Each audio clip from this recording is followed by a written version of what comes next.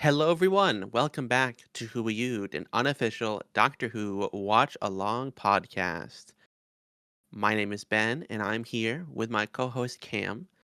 Instead of Hello. talking about the next story, we are going to do a deep dive into the sixth Doctor, as played by Colin Baker, do a little episode ranking and a retrospective on his television tenure. How you doing today, Cam? I'm doing good. You know, uh, got some news about this is gonna date when we're recording this, but today the Sun put out an article about about the Christmas special and it's just the Christmas special and just the state of Doctor Who at the moment. It's so frustrating. It would be so great if we could have a little bit of clarity of what's going on. And all that's what's happening is just kind of making it more frustrating the whole Billy Piper situation.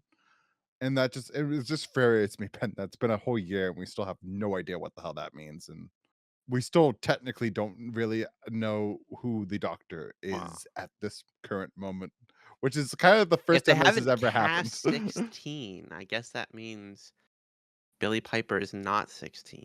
She's just some weird thing. Who knows? Well, yeah, she was always gonna be a weird thing. It's just the question of if I that mean, is Rose or if that is the Doctor. But again, I still think part of me thinks that even Russell doesn't even know who the fuck that means. probably. But yeah, what do you say? Let's jump into Let's to jump into start it. a little bit of a tier list. So I have S through F. Not every tier may end up getting filled, but they're there if we want them. And I Yes. have a list of all the stories at the bottom here. The blue number on each one is what you rated them, Cam, and the green number is what I rated it. How do we want to go? Do we want to go in order? Do we want to jump Uh, around? yeah, let's just start with Trindle. I'm gonna just put in the F tier because anyone who's watching this already kind of knows going into this that it's gonna be in the F tier. There's not gonna be like a surprise thing of like, guess what? Twin Dilemma, it's in the B category. I mean, they're probably defenders, but it's bad. Like just an immediate. I mean, it's okay that the doctor is different, but it's a mischaracterization. It feels like, at least at this point in time. There's a difference between being different and just being not the character, Yeah. and that goes to that is in the category of like this is just not the Doctor. I mean, regeneration sickness is a thing, but this Yeah. is more extreme than it's ever been in the past. And Yes. it lasts basically the whole story is where he's just like an evil, cowardly man who is not my doctor. Hashtag not my doctor. It's also one of those weird ones where it's like I don't understand what is the age that Twin Dilemma is made for. Like, you have some of the Docker elements, which is definitely much more for an older audience, Mhm. and I feel like the actual story itself is meant for a child. So it's like, what Yeah, is all your the like the would you twin but stuff. you can actually say that about this whole era as a whole. It's like, who is this for? Who is the Sixth Doctor era for, Ben? That is the question. It's for Eric Sayward. That's the only person that matters for Eric Sayward. Good old Eric Sayward. All right, so which one do you want to do next, Ben? I guess there's the polar opposite, Vengeance on Varos. I Yes. so I gave it a significantly almost a 1 whole point lower than you. Yes. I still fucking hated this guy. So that probably was a big detriment to this story. It wasn't until, of all things, Mark of the Ronnie, where my opinion really switched, where, maybe he's not so bad. Which, spoiler alert, the opinion of myself is he's not so bad, which may be controversial. But at this point, yeah, no. You like it more than I do. I love it. Is it S though? Like, I would say if we're rating it on a scale, right? If we're scaling this, that is the one S story in this era. But if comparing it to, like, all the other great S tier stories we've talked about, it's not there.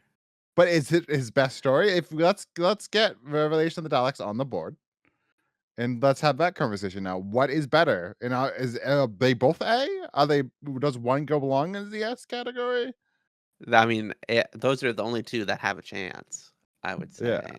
I definitely I mean, maybe if I rewatch Vengeance on Varos today, rather than going in order like we do here, I might enjoy it more, but I really vibe with Revelation. I mean, it's got the problem that almost every single one of these stories does, where the doctor doesn't do anything until you're like an hour in. yeah. Um, Even that, he doesn't do that much. The story, he's just kind of just shows up and then he leaves. but Davros and the body horror stuff just really, You I just mean, love not family fathers. friendly at all, You but love really fathers damn, telling their daughters to kill them. Jesus, yeah. Your favorite Saturday tea time experience. Vengeance on Varos has good moments that I enjoyed, but just the Davros and the Daleks and all that, this was much more enjoyable to me. Yeah. And you can disagree, but I just think Adventures of Varus just works better as a story just because of the world building in Varus is better it is than the good. world building in Necros in Revelation of the Daleks, where I'm still kind of like it's somewhat interesting, but there's also some bits of it that's just like I wish it could have been more explored, you know? True. Varos is probably the most interesting world here. Yeah. So that's why I would say Varus does belong in the top of the Sixth Doctor.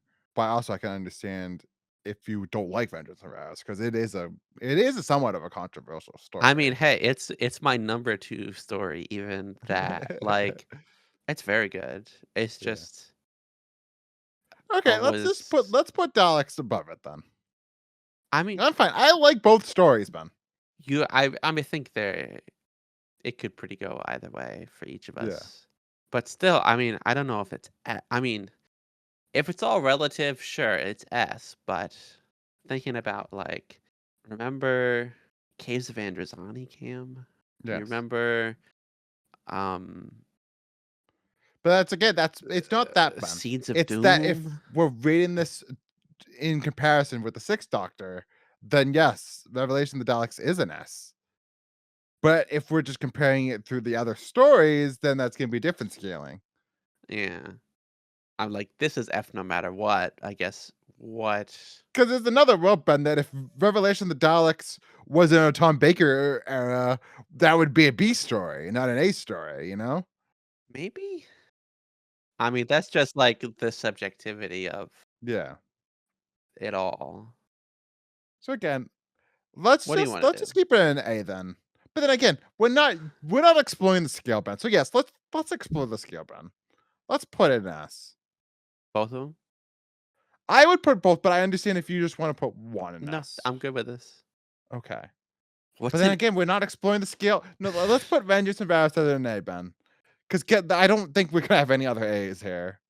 I mean, what's the closest? What are we There's gonna no other get? A, Ben. Ultimate Even Foe? a B is gonna be hard because I'm like, all right, what's a B story? And I don't think any of these are B stories. I would probably put Attack of the Cybermen in a B story, but I know that you don't like that as much as I do. I mean, what even Um, happened in Attack of the Cybermen? Oh, that was a the lot. Telos. It's a sequel to both Resurrection of the Daleks as well as Tomb of the Cybermen. Let's not forget, And because 'cause they're and trying to undo the events of the 10th planet. and also a sequel to Death Planet. It's a very lore heavy episode, and the Cybermen aren't great, and the fish people aren't great, No, and we I go enjoyed that first half. I can't lie. sure, but so much of it is like, think about all those guys, the guys that are like, "Oh, I'm gonna dress up as a Cyberman," and Yeah. about, like, 40% of the story is these 2 random guys that only come into the plot at the very end and don't do anything in Yes. particular. Damn, I don't know. These are all kinda suck. Um, Welcome to the Sixth Doctor, Ben. Even when they suck, though, Colin is good. Yeah. Even when he's not the Doctor, Colin Baker is still a good performer. He's a good actor, but, like, do you wanna Yeah. work ourselves but let's work backwards then. So then we gotta do Time Lash is I would say the next one that we gotta do. Time Lash, I would say, is the second worst story, or I think it's on par with the Twin Dilemma. Eh, trying to think of why I gave it a 4 and not a 3. There's some mildly interesting ideas here. The time lash is boring, but like H.G. Wells as a companion, and that's basically it. Yes. Um, I guess this D story probably like Terror of the Vervoids, right?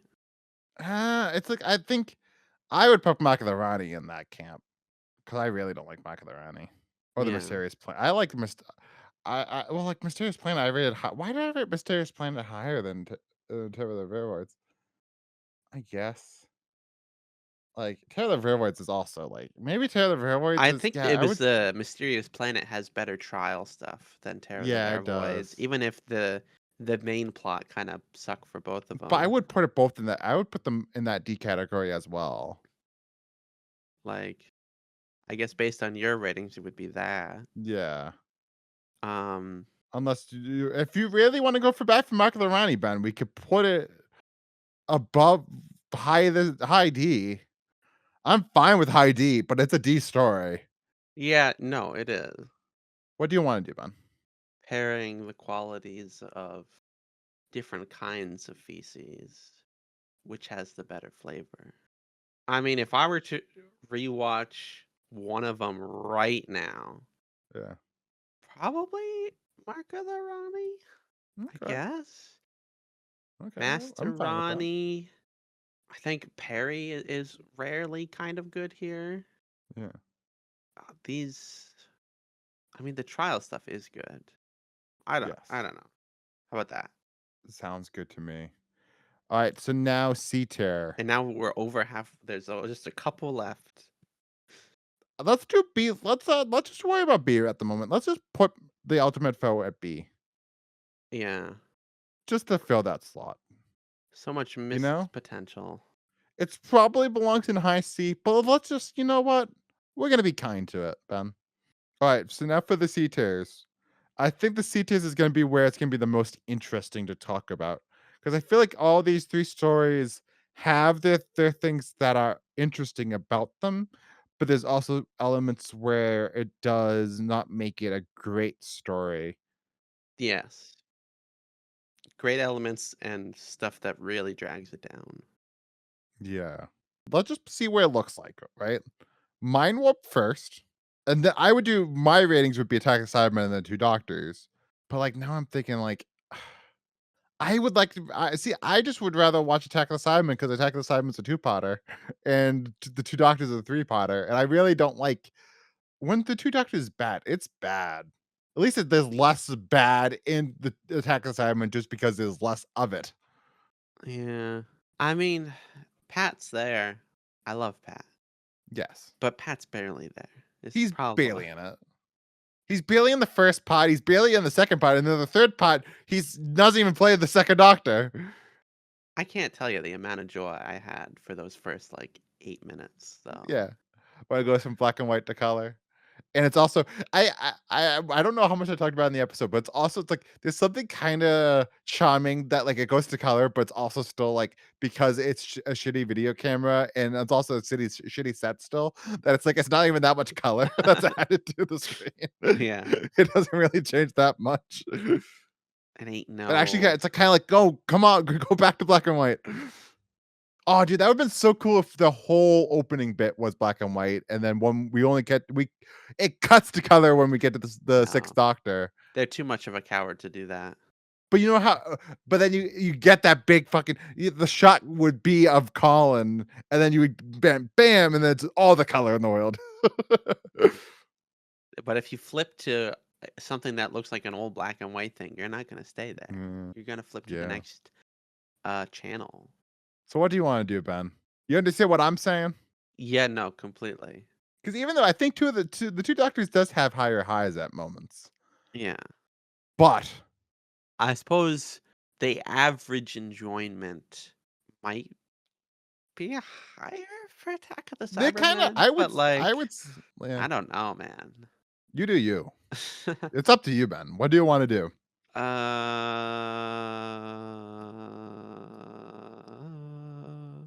Do you want to do that? Sure. Because you agree that Mind Warp is better than both of them, right? Yeah, Like, I would rather watch Mind Warp than both of them. yeah, Okay. I think that's a fair list. yeah. It's a shame so much there's only, just a couple bits of brilliance. Yeah. Well, to go through them, Twin Dilemma and Time Lash are an F. Terror of the Vervoids, The Mark of the Rani, and The Mysterious Planet are in D. Attack of the Cybermen, The Two Doctors, and Mind Warp are in C. The Ultimate Foe is in B. Vengeance on Varus is in A. And Revelation of the Daleks is in S. So, next would be to talk about companions. Yes. I have a tier list because that's what we've done the last few times. But this is the first Doctor who has like not a whole crew, but just one girl, and then towards the end it switches to a different girl who fill very similar roles in the story. Yes. So I mean, we can put them on a tier list, but like, okay, I guess the question is who's the better companion? Well, Just based on the sixth Doctor, the two of them, like not thinking about Peri with 5 or Mel with 7. I would say let's just do Perry is a C tier companion, and Mel at this point is a D tier companion. I mean, That's basically it. I wonder if it'd be more interesting if, because I feel like season 22 and season 23 Peri are kind of different. Yes.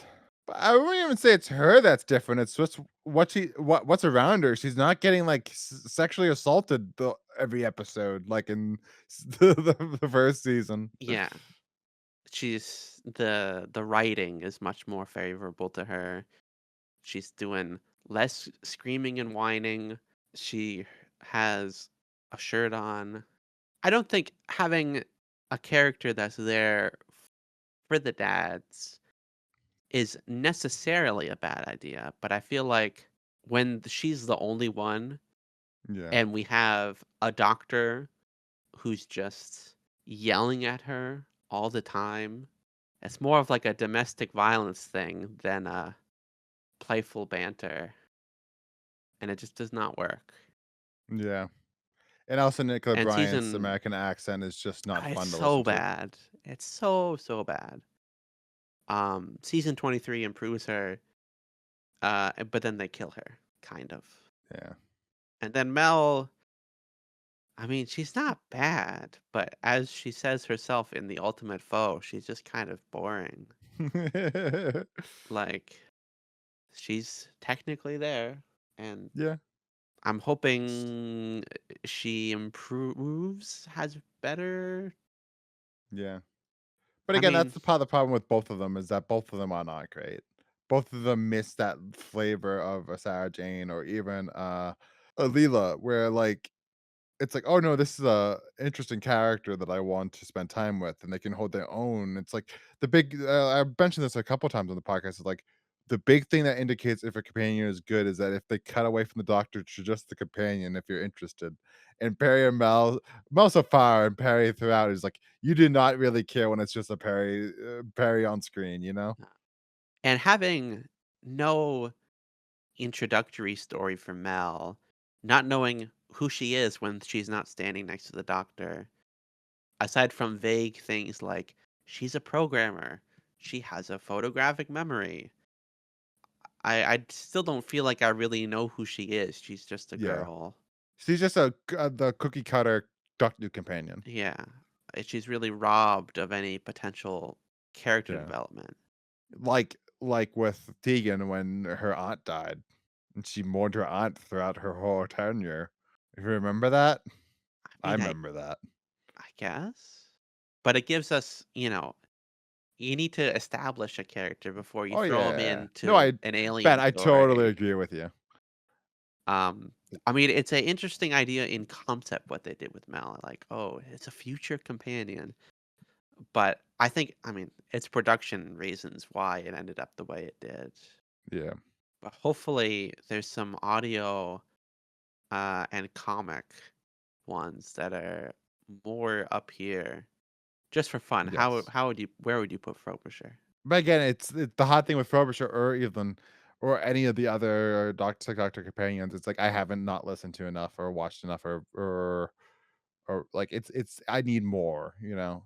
You can't base it just on Just the from Holy Holy Terror Terror. alone, it's Frobisher is an S tier companion. It does say a lot about the Sixth Doctor, and we're gonna get to this very soon. And it's just like he works best when it's either an old historian or history professor or a talking penguin. It's a Yeah. one of the two. So, with the tier list done, the Yes. question remains, Cam, what do we think of the Sixth Doctor? See, I think that this is one of those times where my opinion on a doctor doesn't really change from going into it from where I was when I from now that I've watched it all. Because beforehand I only watched Spits and Pizzas. And now that I have watched all of his TV era, I'm like, yeah, he's still just well cast, but not well used. And it's a shame because he is the Doctor. I think he has a lot of those qualities that the Doctor has. And he can play those alien type the alienness well that like Peter, I think, kind of struggles with as a Doctor. But he just doesn't really play the Doctor in that first season. In the second season, he's so toned down that it doesn't even feel like it's his own Doctor. It just feels like they're very much a generic Doctor, except for Mind Warp, where he becomes crazy again. Like again, when we're talking about the quality of the stories, they're not really that great. Even in the good episodes, aren't like you don't got a Kira Androsani here. No. You don't have Seeds of Doom here or a Pyramid of Mars. It's like nothing that hits those highs. So you're just kind of left with an hour where you're like, yeah, it's like you have two good ones, but then the majority of it is just kind of meh to okay, kind of similar to what we got with Shooty's Doctor. Are there only just a few good stories? I would say that there's way more. There's like 4 or 5, but that's I also mean, the both nature of of like the just like big finales of people do not like, no, and including myself, it's really bad. but not talking about him. Yeah, I would say yeah, I think he is a great actor to be the Doctor. I think JNT chose well, but whether through incompetence or if you believe the rumors, malice, he's just not well written. He's let down by the stories even when he's given it his all. And just twin dilemma right out the gate saying, screw you, this guy sucks, deal yeah. with it. Even just like fourth wall breaking. Well, I'm the also, doctor. let's not forget, it's not Twin Dilemma. It starts with Kizar Nizani, where he's a dick and Kizar Nizani to Perry. After this huge dramatic sacrifice. And then the first thing he says is like, what a very egotistical young lady. Right after she just almost died. After he just saved her. Yeah. It's a big disconnect. I do feel like even through that, I think he is an acquired taste that I was able to acquire. It took a little bit of time, but there are just flashes where I see the doctor beneath the asshole. Yeah. Um, which I started to see in Marco the Rani, where there's some. It's not often displayed, but there is some genuine compassion and caring for Peri. I think a big problem with this era too is his companions are just not well suited for his kind of doctor. If Yeah. we had either multiple companions or I feel like if we had like a Harry character that he could just be Yeah. mean to and it's a Yes, joke but that's why versus it's this no, but girl even who's that's just when trying to like yeah, survive. but even when Jamie is there and the 2 doctors, it works better.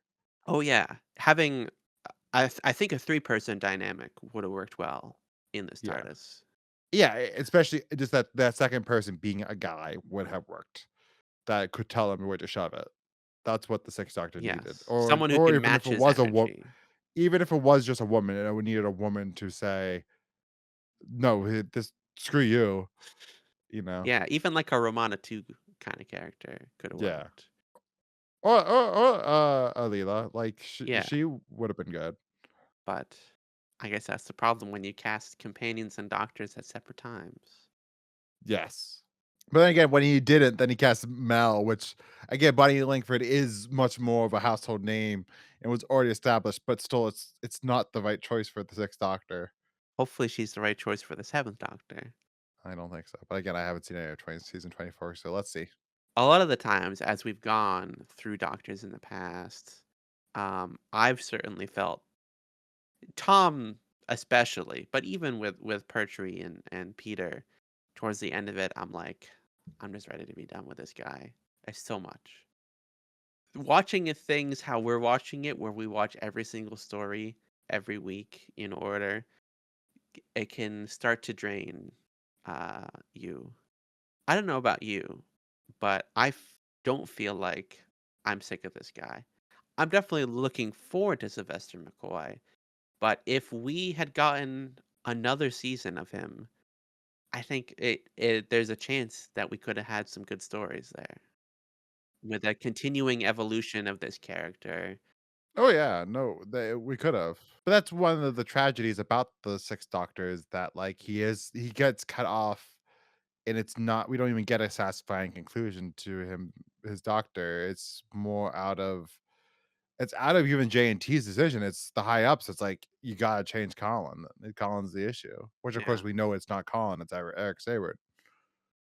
And even at this point, they probably should have let go of J&T instead of Colin Baker. J&T and Eric Sayward are more of the issues here than Colin, but the high ups. But also, that's kind of the problem that Doctor Who had at this point is that it needed a reimage as well because if they don't like the Sixth Doctor, they're not going to continue. They're not going to go back to it all of a sudden.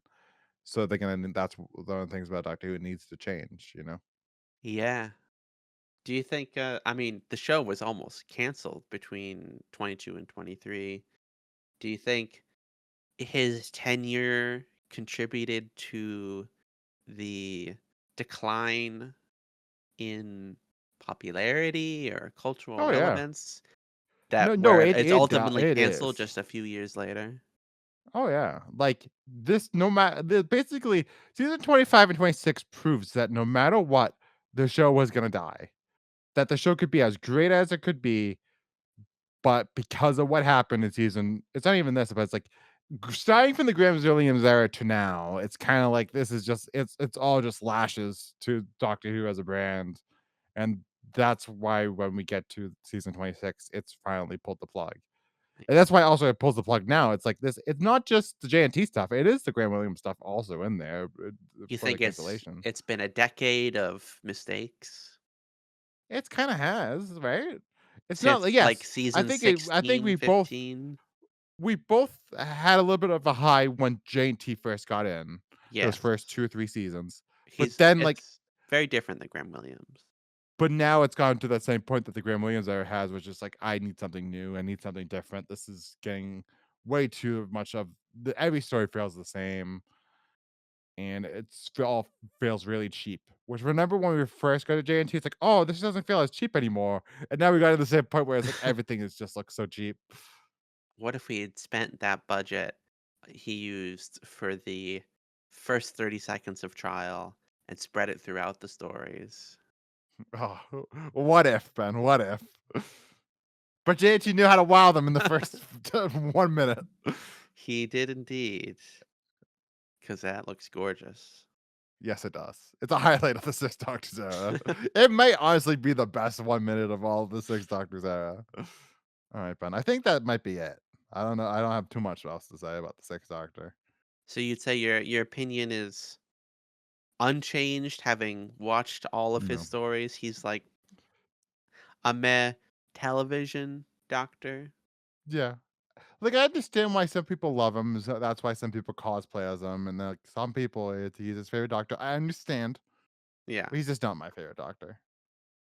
Like, I really like Colin, but I just don't like these stories. These stories aren't my Doctor Who. In terms of 3 to 6, 1 and 2, if you feel like it, how where would you put him ranked? I think he's the second worst Doctor at this point. So I still think he's better. I think he's better than Peter Davison as a Doctor. Not talking about the era as a whole, but as the Doctors, Yeah. I prefer the Sixth Doctor. But just because he has that alienation to him that the Peter Davison lacks. Yes. Yeah, he is absolutely, we've talked about it before, the response to Yeah, Peter Davison being the simplification, but the nice doctor, the human the friendly doctor. Doctor, the family Doctor, the Doctor you want to bring to the Doctor you want to bring home to mother. Well, I guess that will do it. One, two more doctors in this classic era. Well, one. Eighth Doctor is in that weird mid limbo, you know. He's more classic than revival. But he's also not really classic. It's like it's again. I would put him in a weird limbo state. So join us next week then for a new doctor. Time and the Ronnie. Jesus Christ. God help us and God help you. Peace out, everyone. Have a wonderful rest of your day.